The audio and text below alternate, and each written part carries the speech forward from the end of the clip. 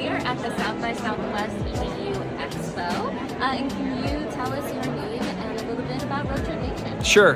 Tim Hogan, Vice President of Partnerships at Road Trip Nation. What we do is produce documentaries for public television, all about people figuring out what they want to do with their life. Each project has its own theme, whether it's focused on the future of work in a particular industry, or the future of education and career opportunities for a particular demographic, or focused on a particular geographic area and what the education and career opportunities are within that geographic area.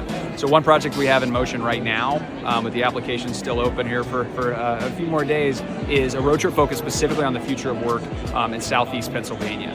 The idea is that when you talk about stories of the future of work within a particular industry nationally, there's a narrative to be changed there, and there is a story to be told about what the opportunities are.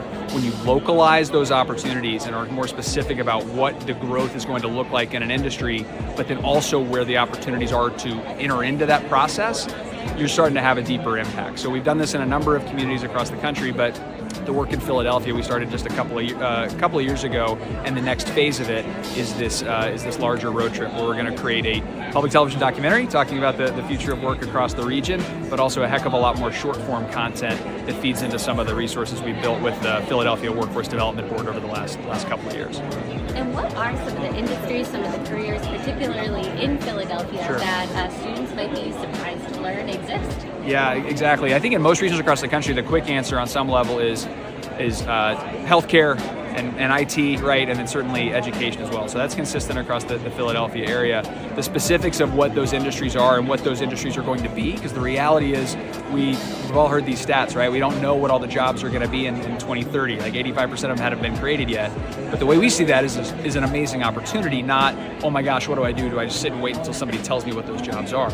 It means there's space to go create your own role and your own career path, but based on the skills that you've already developed and that you can continue to develop. So a big part of it is really understanding the skills that a young person already has in hand based on the experience they've had, maybe not the work experiences. And the recognition of those skills allows you to start exploring the industries that are going to have more room for growth and find yourself in that space. So for example, if you have no interest in being a doctor or nurse, that doesn't mean healthcare isn't an opportunity, right? Those are just two of the jobs in the larger industry.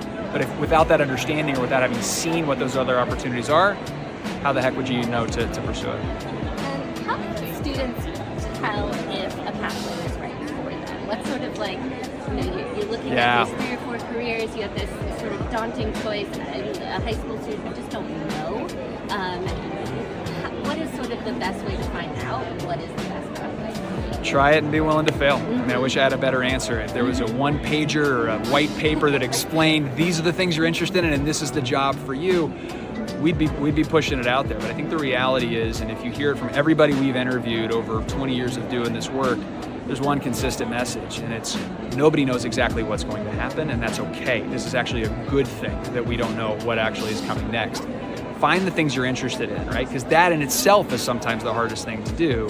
And then you start exploring, you start asking questions, and start building your own social capital, right? Because we talk about, it's all about who you know, which is true, right? But what if you don't know that many people?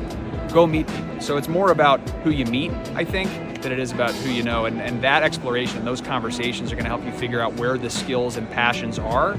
And the more you try things and the more you have these discussions with folks who are a little bit further down the path, the more you're going to be exposed to things that are out there. I just don't think any of us are ever going to get to a point where we know all the jobs that exist. We know all the career paths that exist. The only way to learn more is to keep asking questions. All right, and our final question, what would you suggest is the first step a student should take once they identify their pathway of interest? How do they start preparing for and entering into that pathway? I think it's finding somebody who's got some sort of connection either to that interest, that passion, or that career, whatever the through line might be. Sit down and ask the question to that person of, how'd you get here, right? And it's not a request of, show me your LinkedIn profile. It's show me all the gaps in your LinkedIn profile, right? Our LinkedIn profiles look perfect because that's the purpose of what those do for us. The reality is, it's all the gaps in between, the twists and the turns that get you to where you are today. And again, there's not just going to be one book or one master plan of here are all the answers. You just have to start asking questions of someone who might have an idea of something that will align with what you're interested in. You may find that first conversation there's no alignment. There's nothing of interest, right, that person can offer to your next step.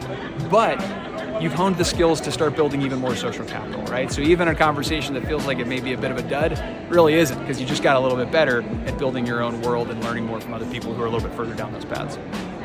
That was the last question, but here's a follow-up. What is social capital? Social capital is other people other people in your world, right? It's people that you know, especially if you're able to leverage them for next steps that you want to take, right? So it's not totally transactional, but the reality is you're going to find your next job, you're going to find your next opportunity, you're going to find your next passion, right, or skill set by talking with other people and learning from them, right? And so the social capital that's necessary to take those next steps, both your education and your career steps, are well documented. But the reality is you're not necessarily born with all the social capital you need. Some are born with more, some are born with less, but the reality is social capital is attainable. I just think we often talk about it as something that's really hard to get your hands on. The reality is there's plenty of folks in your community that are willing to have a conversation with you that starts with, how'd you get here, right? And by doing that, you're starting to build it. And over time, you could be surprised where the next opportunity comes. Thank you so much. Yeah, you got it.